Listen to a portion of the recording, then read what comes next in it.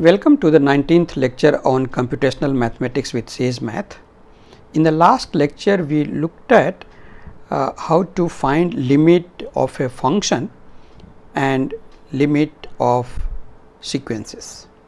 Now, in this lecture, we will look at finding derivative of a function and some of the concepts related to that. So, let us get started. So, suppose you have a function f x is equal to log of x plus 3 into x cube plus cos 2 x, and you want to find its derivative at x equal to 0. The way you begin with, you find the derivative using first principle, which is using the limit. So, if you want to find the derivative of f, then you find, if the derivative exists, you find the limit of f of x plus a minus f of a divided by x and as x goes to 0. So, this is what we will try to do. Since we have already found the limit, we have explored how to find the limit, we can make use of that. So, let us see. So, first let us define a, x and h as variables and declare the function f of x is equal to log x plus 2 x cube plus cos 2 x, and we want to find the limit the derivative of this function at x equal to a, which is 0, right. So, let us look at, if I take generic a and look at what will be the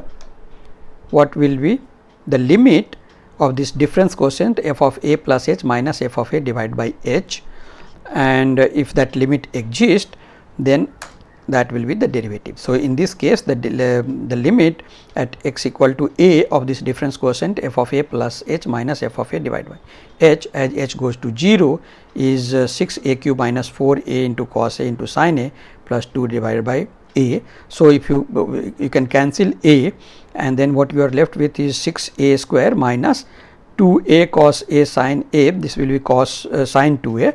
So, this will be a into sin 2 a plus 1 by a, and that is the derivative and at x equal to a. So, let us verify that using inbuilt function DIFF. So, if I say f dot DIFF and substitute the value of x as equal to a, then you will see that this is the derivative, which is same as limit of this difference quotient. Okay. So, generally we do not find derivative using this limit of difference quotient. We learn certain rules of derivatives, etc., and then we apply that to the sum of the derivative of standard functions. Okay. So, I am not going to get into verifying all these rules, etc., that is quite easy, you can verify. And so, let us look at a function f of x is equal to sine of cos 2 x minus exponential of minus 1 x minus 1 the whole square. Suppose we want to plot graph of this function along with first two derivative, first derivative and second derivative. We already know how to find any kth order derivative using DIFF function. So, let us define this function f of x, and let us define f1 as derivative of f, which is equal to this, and let us define f2 as derivative of f, second derivative of f with respect to x, that is the f2. It looks very complicated, but it is able to find quite easily. Now, let us plot graph of both the functions, namely graph of f of x between minus 6 and 6. So, this is the plot graph of f of x, and we are giving the legend label to be f of x. Then P1 is the graph of f1 and the P2 is graph of f2, and then add P1 P plus P1 plus P2, and let me show. So, that is the graph of f, which is the red in color, derivative which is green in color, and second derivative which is black in color. Now, you can even relate the behavior of derivative in terms of the various concept that you would have learned about the function. Similarly, the second derivative, right. So, for example, if you look at this portion of the red curve, it is increasing. So, in that case, in this domain, the second derivative will be somewhat second derivative will be negative, right. So, let us look at, suppose you have a function f(x) is equal to x into sin 1 by x when x is non-zero and equal to 0 when x is 0, and the second one is x square into sin 1 by x when x is non-zero and equal to 0 when x equal to 0. So, if you look at these two functions, you must have seen that you can find the limit of these two functions and the limit at x equal to 0 exist, but how about the derivative? So, if I try to plot graph of both these functions side by side, so that is where we have used graphics array. If I plot graph of this function side by side, then this is how the graphs look like. This is graph of x into sin 1 by x, and this is graph of x square into sin 1 by x. So, in this case, if you look at this is somewhat very sharp turn here, sharp edge here in corner, I should say. In fact, you can draw a line y equal to mod x, and you will see that this near 0 the value is very close to that mod x function, which is not differentiable at x equal to 0. So, this function you expect this not to be differentiable at x equal to 0, whereas in this case this is somewhat actually close to y equal to x square from above and y equal to minus x square from below. So, this at x equal to 0 that and y equal to x square is differentiable function. So, you can expect that this x square into sin 1 by x to be differentiable at 0, whereas x into sin 1 by x not differentiable at x equal to 0. Now, let us find out, if I want to check whether the limit of whether the derivative exists, I have to find out limit of the difference quotient. So, we want at x equal to 0. So, we have to say f of x minus f at 0 divided by x limit as x goes to 0. So, that and f of x 0 is 0, therefore, it is same as limit of f of x divided by x and x equal to 0. In this case, it says that it is defined, it is not defined, indefinite, right. Whereas, if I look at the second one, the second gx, limit of gx at by x at x equal to 0, this limit is 0. So, the derivative of g exists and it is equal to 0 at x equal to 0. So, graphically we are able to at least get some idea about whether the derivative should exist or not, and which we have verified. Okay. Now, let us look at, so you must have seen how this hyperbolic sine and cosine are defined. So, hyperbolic sine is defined by e to the power x minus e to the power minus x by 2, whereas cos x is defined as e to the power x plus e to the power minus x by 2. So, if you want to plot graph of sine hyperbolic and cos hyperbolic, one way to visualize this is we can plot graph of e to the power x and e to the power minus e to the power minus x by 2, and then add these two together, and then you will get graph of sine hyperbolic. So, if you look at this graph, this red is graph of e to the power x by 2, blue one is e to the power minus e to the power x minus x by 2, and when you add these two, the graph which you get is the graph of sine hyperbolic. So, that is how the graph of sine hyperbolic between minus 2 and 2 looks like. Similarly, you can do the same thing for cos x. So, let me plot this cos hyperbolic x. So, cos hyperbolic x, how do we do that? Plot the graph of e to the power x by 2, which is red in color, and graph of e to the power minus x by 2, which is blue and in color, and when you add these two, you get graph of cos hyperbolic x, which is black in color in this case. So, that is how you can visualize cos hyperbolic and sine hyperbolic, right. You can try with other trigonometrical hyperbolic functions.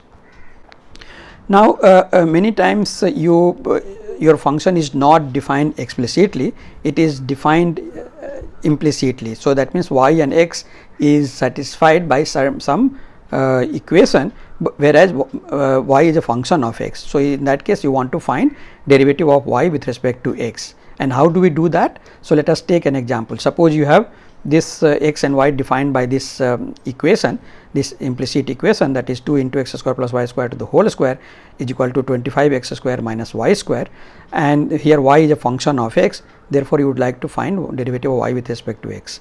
The way you would have done is find derivative of this entire expression on the left hand side and right hand side, and wherever you have y, you write that differentiate with respect to x using chain rule. So you will get an expression in dy dx and you solve for dy dx. But Sage has inbuilt function to find the implicit derivative. But first let us plot graph of this curve which is represented by this equation, and we can use implicit plot. We have already seen how to use this. So if we plot graph of this function, this is how it looks like. It is a kind of infinity symbol. We also call this as figure 8. Now suppose at some point, so for example at x equal to 3, you can check that y will be plus 1 and minus 1. So 3 comma 1 and 3 comma minus 1 both are lies on this curve. Similarly minus 3 minus 1 minus 3 1 also lies on this curve. So suppose at that point we want to find the derivative and look at what is the geometric meaning of this. So let me find the derivative, implicit derivative, using a function called implicit underscore derivative of y with respect to x. So if you say, you have to say f dot implicit derivative y comma x. So that is how the derivative of y with respect to x looks like. So this you should try to, I am sure you can find out by hand also. Right. Now let us look at this point.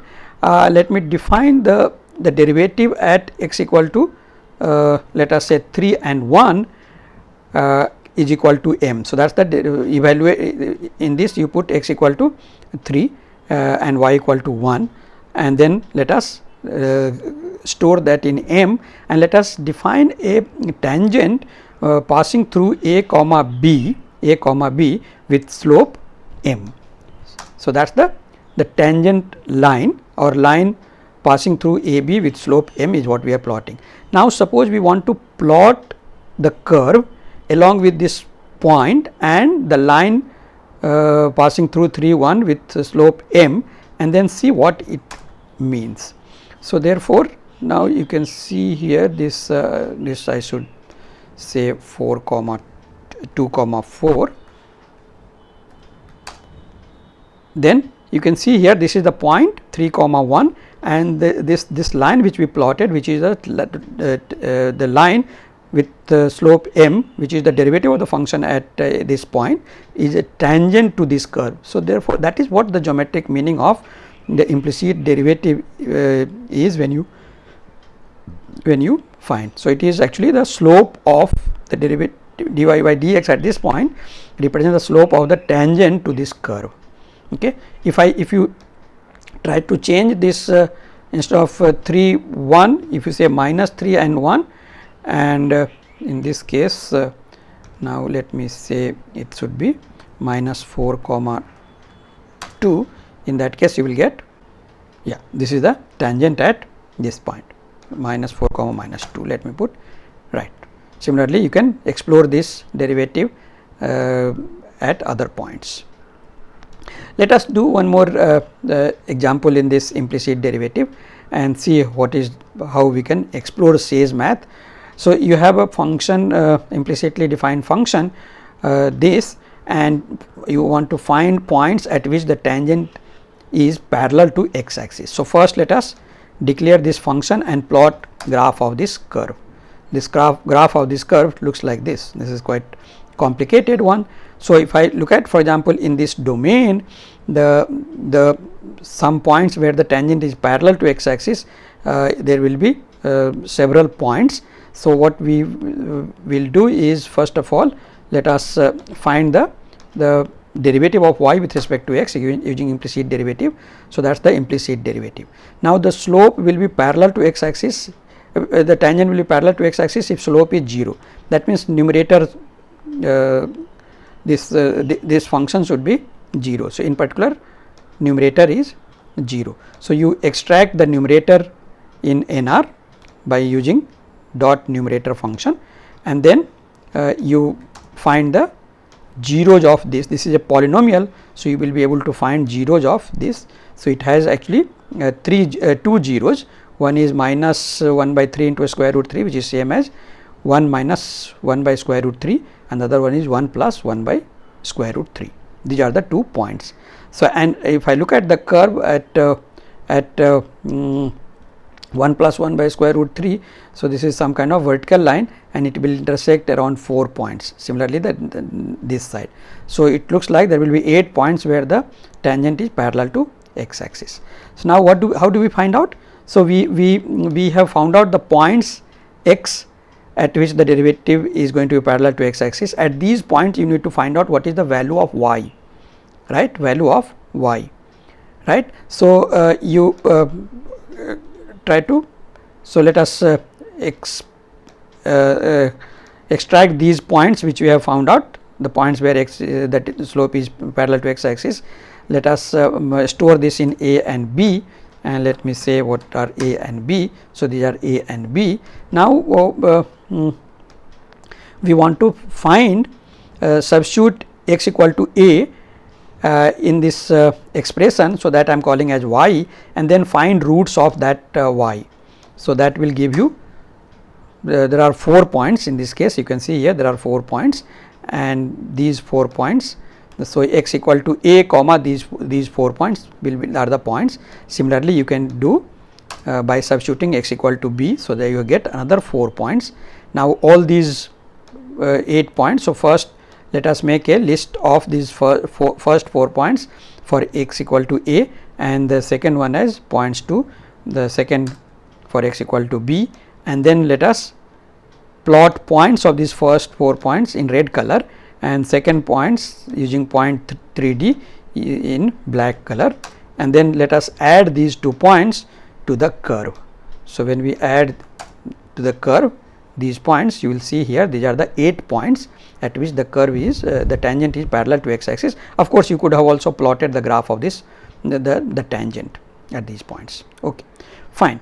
Let us look at all of you must have studied this mean value theorem, which says that if you have a function f x defined on closed interval a b, which is continuous in closed interval a b and differentiable in open interval a b, then if you look, there is a point C strictly between A and B, that is in open interval a b, such that f dash at C is equal to f b minus f a upon b minus a. So, let us try to verify that for this function f x equal to x plus sine 2 pi x. So, how do we do that? So, let us define this function f of x, and a is equal to 0 and 2, a b is 0 and 2, and let us first plot graph of this function. So, this is the graph of this function, and end points are joined by this the chord.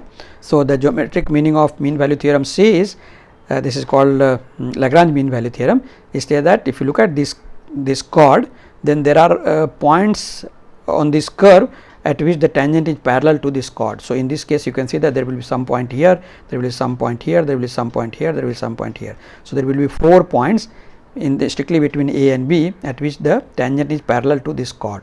So, that is the geometric meaning of. So, how do we do that? Let me again store m as the slope of this chord and find the points. So, if you look at this curve, this is the slope, and then you want to find out f dash x equal to m. M is the slope of this chord.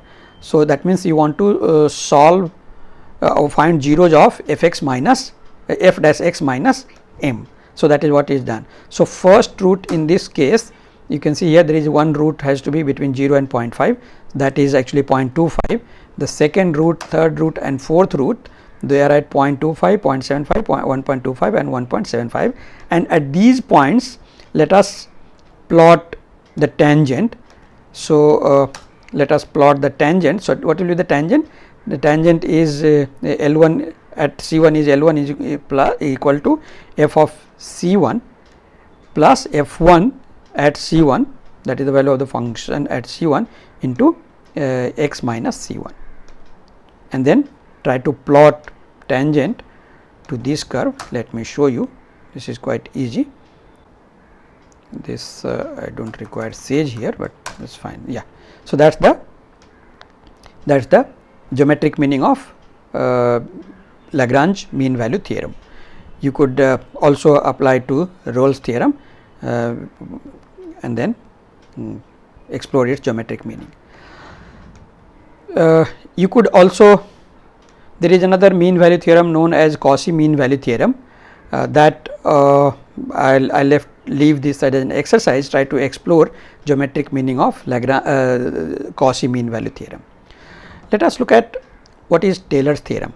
So, I am sure most of you would remember, but just in case you do not remember, I am just stating the result. So, if you have a function f x defined on some interval I in R, which is n plus 1 times continuously differentiable, and then if you have any point inside this interval and look at any x in this interval, then you can write f of x is equal to T n x plus R n x, where T n x is actually nth degree polynomial, which is known as Taylor's polynomial, nth degree Taylor's polynomial, and R n we call as a remainder term, which is given by n plus 1th derivative of f at some point c strictly between a and b, divided by n plus 1 factorial times x minus a to the power n plus 1. And this, how do we write this Taylor's nth degree polynomial? This is actually, this should be T n of x. So, T n of x is f of a plus f dash at a into x minus a plus f double dash at a divided by 2 factorial into x minus a whole square plus dot dot dot n plus nth derivative of f at a divided by n factorial into x minus a to the power n. That is called nth degree Taylor's polynomial, and the function is actually approximated by nth degree polynomial with remainder. And in case you have higher derivative, one can show that this remainder goes to 0 as n increases, right. So, this is actually a basis for all these numerical evaluation of function. For example, when you want to find out sine of something, cos of something, exponential of something, they actually it uses this expansion depending upon the accuracy and gives you the value. So, that is the very important concept which is kind of used for approximating the value of the function. Now, let us take an example. Suppose I have function f of x is equal to x into e to the power minus x square by 2 plus sine 3x, and suppose we want to find out 5th degree Taylor's polynomial of f with about x equal to 0. So, here a is equal to 0, n is equal to 5, and then I am defining that Taylor's polynomial is T n x f dot Taylor with respect to variable x and at the point a, and the degree is n. So, let us ask it to show what this is the Taylor's 5th order Taylor's polynomial. If I say instead of 5th, if I say 10, this will give me 10th degree Taylor's polynomial, right. So, that is how you can find Taylor's polynomial or Taylor's approximation of any function. Now, let us try to plot graph of this function along with the Taylor's polynomial. Let us say we want to plot graph of first order Taylor's polynomial. First order Taylor's polynomial will be nothing but the tangent. So, it is the linear approximation. So, let us try to plot its graph. So, you have graph of this function and we are plotting Taylor's polynomial approximating the function about x equal to 0 and first order. So, that is a tangent. If I increase n to 2, this will be quadratic Taylor's polynomial. Okay, I think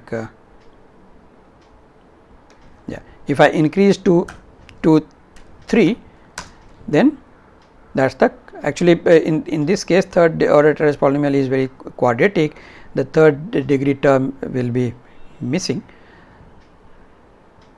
Oh, okay. So, this is I have to say here n, yeah, and increase this to 3, right. And if I increase it to let us say 5, this is the 5th, and you can see here this green this red color, which is the graph of the Taylor's polynomial, is very close to this actual function. So, that is what I meant by saying as you increase the degree, the function will be very close to the actual the polynomial T n, that is nth degree Taylor's polynomial, will be close to this the actual value of the function. So, you can even create animation for this. Let me just leave you this code using Sage Interact, which will kind of create an animation where you can vary the points and also plot the various Taylor's polynomial and other things. So, you can explore this, you can run this in Jupyter Notebook. Okay. At the end, let me leave you with a few exercises. So, these are some of the exercises. The first exercise is to find the first derivative of this function and plot its graph along with the graph of the function, and for various values of n u find the derivative of x to the power x. Then the third one is look at this function, find first 4 derivatives, then you look at this implicitly defined function, find first derivative and second derivative, and then the third problem is to verify Lagrange mean value theorem for this function, and the fourth problem is find Taylor's approximation to e to the power minus x square into cos 2x and plot its graph along with the Taylor's polynomial of degree 1, 2, 3, 6, 7, 9, 10. So, this is just to demonstrate the approximation of the function using Taylor's polynomial. Okay. You can even tabulate the error term and you can create a Sage Interact, which code I have already given you. Okay. So, these are the some exercises, all these exercises are there. So, you can try to solve them, they are quite simple. So, next time we will look at some more applications of derivative using Sage Math. So, thank you very much.